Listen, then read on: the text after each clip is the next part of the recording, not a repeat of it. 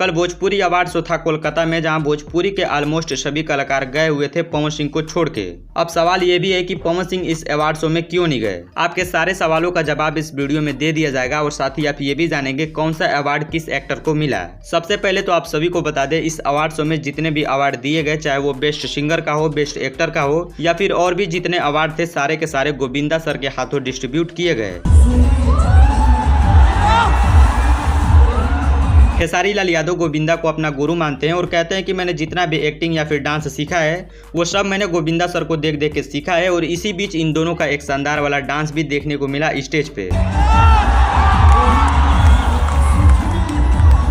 अब दोस्त बात रही किस एक्टर को, किस सिंगर को कौन कौन सा अवार्ड दिया गया। तो सबसे पहले आप सभी को बता दें, दिनेश लाल यादव निरहुआ को नाच बैजू नाच मूवी के लिए बेस्ट एक्टर का अवार्ड दिया गया। ऑडियंस का ज्यादातर ध्यान बेस्ट एक्टर अवार्ड और बेस्ट सिंगर अवार्ड पे होता है और छोटे मोटे अवार्ड पे ध्यान नहीं दिया जाता। अब बेस्ट सिंगर का अवार्ड किसे मिला मैं आप सभी को बताऊं, उससे पहले आप सभी ने जज कर लिया होगा कि भोजपुरी इंडस्ट्री में नंबर 1 सिंगर कौन है। जाहिर सी बात है, खेसारी लाल यादव हमेशा से अपनी मेहनत के बदौलत नंबर 1 रहे हैं और इस बार उनको बेस्ट सिंगर का अवार्ड भी दिया गया। खेसारी लाल यादव बेस्ट सिंगर के साथ साथ बेस्ट एक्टर भी हैं, तो इनको इस बार बेस्ट एक्टर का अवार्ड भी दिया गया बोल राधा बोल मूवी के लिए। रुको जरा सबर करो।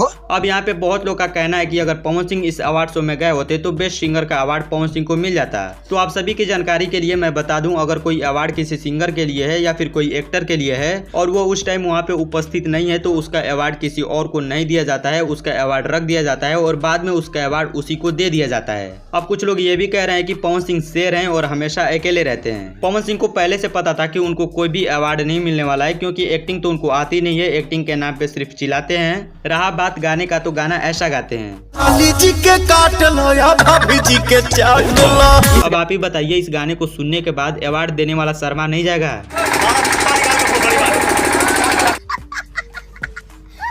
खैर, जो अवार्ड का सही हकदार था उसको मिल गया है, अब चिल्लाने का क्या ही फायदा। नहीं, अब आप ही सोचिए, जिनके 20-20 गाने एक साल में 100 मिलियन क्रॉस करते हो उनको अवार्ड मिलेगा, या फिर जिनके 2 गाने बड़ी मुश्किल से 100 मिलियन क्रॉस कर पाते हैं उनको मिलेगा। बात तो सही है।